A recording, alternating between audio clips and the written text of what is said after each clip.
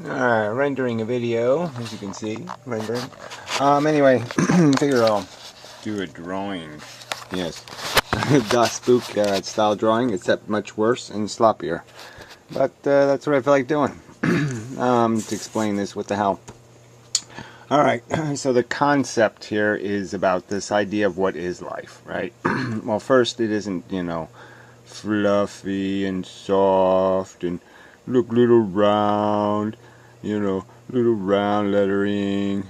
Ooh, life, little puffy clouds, yes.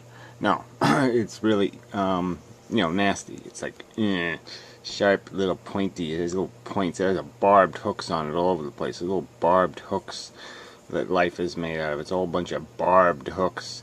And they go in and they don't come out, and they leave terrible wounds, and ooh, it's blood everywhere.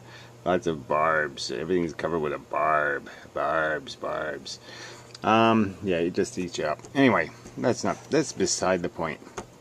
Alright, so look, we have these old sayings like, there's this one with this pie thing, right? So you have this pie, this little lumpy little apple pie thing, right? Little holes in it and such. And what do you make it out of, right? You make it out of these little apple-y things. So we just make a little apple here, right? And it's very good if you just have some good little apples and they're nice and red and you don't got any little scurvy little things in them. Just the nice apples go into the pie.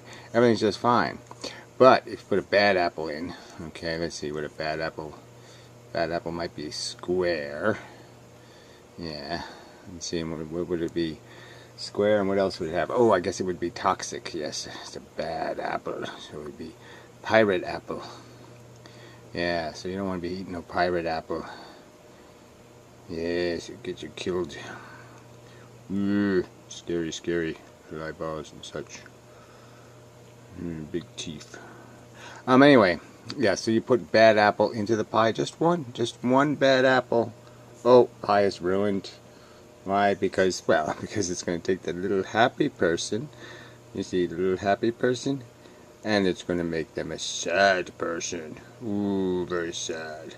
And it might even kill the person. They'll have a little line right through them because they'll be dead because of the bad apple. Yeah, there's suffering that we endure that is essentially a poison apple. Some people call it poison pill. Well, I'll just say pill. See? So one bad apple, one bad pill, poison pill, and the whole thing's ruined. Okay? So yes, a life could have a catastrophically bad apple in it, and you're done, you're finished, you're cooked, it's stupid. And I think people can understand that. And certain diseases would, for me, be a poison pill or a bad apple. And it would be toxic. The pie would be unedible, not worthy of eating. Foolishly baked. Wrongly baked. Alright, but anyway, we've got to get to the bigger picture here. So look, I'm contending that life, the world, the universe, whatever, it's made out of these things. Positive things and negative things. Or vice versa. Yeah. And the trick is that basically a positive is basically just a negative superimposed on itself or turned around. So I could argue that one of the things we know is positive. Well, let's just get this right. Okay, so this is bad, right? Negative is bad, and this is good. And generally speaking, and it's sort of an absolute statement in the sense that even pain that some people would argue is good pain, or discomfort that is in the end product is that it prevents something. Like I could kick somebody in the nuts, right? Now the fact is that somebody is enduring bad because they're experiencing nut pain. But the point is that it could be good because it could be a rapist that was on his way to rape somebody and harm them and cause them bad. So it would be a good thing. But it would only be a good because of the equations, because of how you do this math between the pluses and the minuses, and then you have a net result, which is the end result, which is the final result, which is the conclusion result. So yeah, we'll put end in. Yeah, that's an important word. Yeah, and that's what matters, is this net, or the end, or the finish. But you have to understand what the pieces are made out of. Okay, the nut pain was still bad. This doesn't matter. I mean, if evil is suffering, it's still suffering. The fact that it might discourage evil from doing evil is good, but let's understand what it is. So bad is like this repulsive thing. Okay, so this will be the symbol we'll use for repulsion, and this will be the symbol we'll use for attraction. So good is attractive, things come together, things are ripped apart. Repulsion is bad, we sort of understand that. Good is like being comfortable, everything's complete, it's unbroken, it's in good shape. Bad would be broken.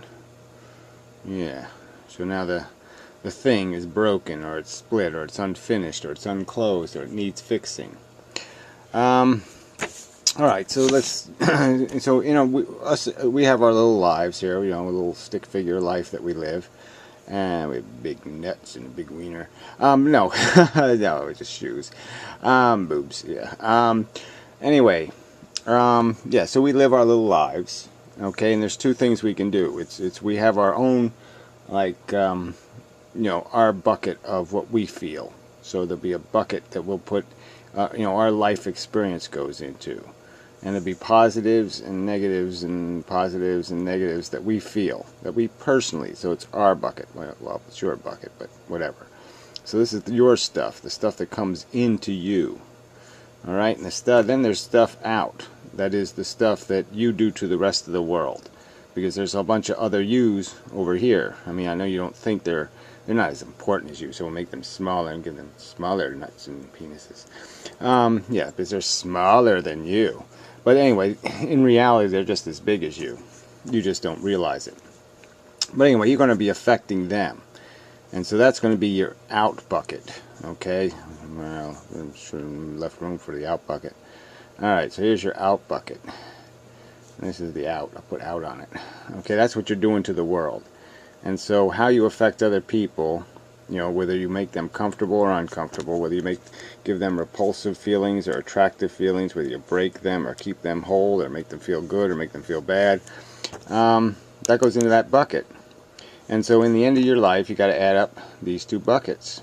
Well, now it's going to confuse things using a plus sign, but this plus this will equal your net life experience. We'll just put XP.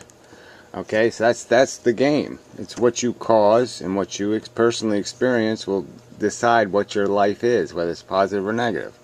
Alright, so we know what the negatives are, right? We know that, yeah, if you go around kicking people in the balls, you're going to get a bunch of negatives in your out bucket. I mean, it's just going to get full of negatives. And we know if you've got all these miseries and migraines and all this other crap, then you're going to have a lot of negatives filling your damn bucket. And so how do you make a positive? I mean, where do you get these positives from? Well, you get those by satisfying a negative condition. So if you help other people alleviate their headaches, or you remove a headache, or you solve a problem for them, or make their life more comfortable, or give them some money, or some other kind of crap, then you'll make a positive. So eliminating these negatives, turning these negatives upside down, converting them, that's creating a positive. So when you wipe out a negative, you create a positive, basically. And when you do the same thing for yourself, and when you avoid or prevent yourself from doing something stupid that will cause you pain and suffering, that's a positive. Alright, when you eat right and do the right thing and blah blah blah, and it has a long-term net effect, and you avoid getting kicked in the nuts and all that kind of stuff, yeah, that's going to be a positive, because you'll avoid a negative. So I mean, that's a sure way to create a positive, is to prevent or kill, yeah, if you kill a negative. Alright, that's a positive, right? No doubt about it. I mean, that's a positive thing. Now the other way to get a positive is to do this thing, this feel good thing, right?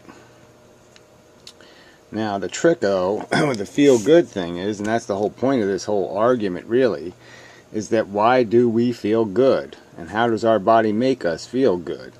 Well, I would argue that in your life, just living, just breathing and stuff, there's all kinds of negatives like fear and worry. Well, I ain't gonna spell all these stupid words. But you have all these emotions, okay, these are negative states, tension, physical discomforts, old age, bad tooth, a broken tendon, all kinds of little miseries, a bad back, all kinds of little negative states. And what happens when you feel good, it's like when you watch a movie or something, and then your brain just goes away from all this stuff for a while. It just floats over here and stays over here, your brain does, in your spinal cord. And so it goes on a vacation from this kind of tension and stuff, and that sort of relieves you of that. And so you have a sense of positive. You think you're in a positive state of being, when all you really are is in an absence of a negative state of being. You're not in a negative state anymore. You don't need anything. Okay? No need is good.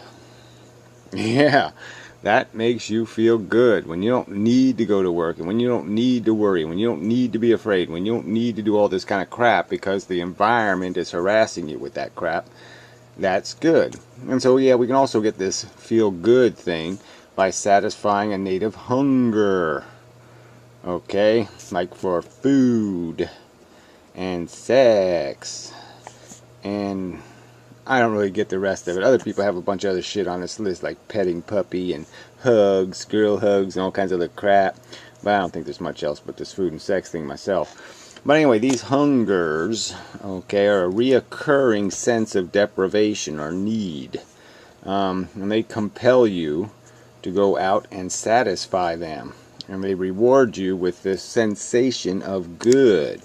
But let's remember that the hungrier you are, often the better the food is. Okay, and the less hungry you are, I mean, like a big piece of chocolate cake when you're really hungry is really good. But if you're really, really full, well, then maybe it ain't so good. And the same with the sex thing. I mean, if you're getting a lot of it, you start to get bored. And then you start saying, well, you're going to have to start swinging from the chandeliers because this really ain't doing it for me no more. But if you've been in prison for 10 years and you haven't, even seen a woman's, then maybe the sex thing would be really, really, really good. Because you'd be a starving man. So anyway, I don't want to exaggerate that because it's not dependent on that kind of deprivation. But the point is the satisfaction, the feeling of good is just created because all these little harassments that always exist in you all fade away. And that's how the brain is using you. It's cheating you. And that's why I use the word addiction. Okay, it's because what you're being fooled the same way a heroin addict or anybody else is being fooled. Your brain is making you think you need something, okay, and that it's going to reward you. But the reward is really just getting back to a state of zero neutrality. So the neutral state is the win, okay, because you don't need anything. And so that's why you're not going to have to consume anything. So I didn't really get into the consuming thing, but let's all understand that in the real world, you, okay, end up gaining your satisfaction by giving this guy, like, because he's really desperate, you pay him 50 cents over there in China to go into a coal mine and dig out coal and risk his life and get his arms cut off and shit, and you do all kinds of crap to fuck with these people so you can live a more comfortable life.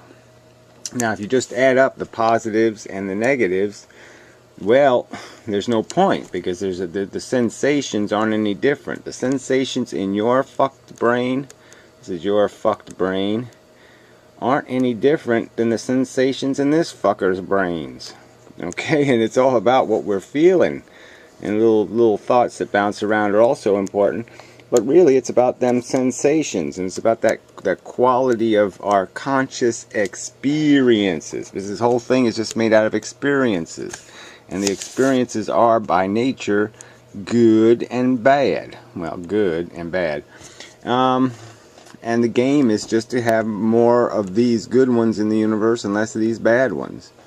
And you make good by getting rid of bad, as pointed out, and that's really the end game. And so the whole point is doing all of this stuff is a zero-sum game. You really can't make a pure positive. You can only make a positive when you first impose something like hunger or addiction and compel somebody to chase and gain satisfaction through having this negative state of being. Like I said, you're not going to eat the meal if you have no hunger. And that should teach you something. That should give you the knowledge to understand that you're not doing this because the thing itself is valuable. You're doing it because you have a hunger for the thing. Yeah, that's enough. So anyway, this, well, it's different. You know, these videos take forever to render sometimes. Not really much progress. It's probably going to take an hour and a half. Anyway, till next time and such, and so forth and whatnot.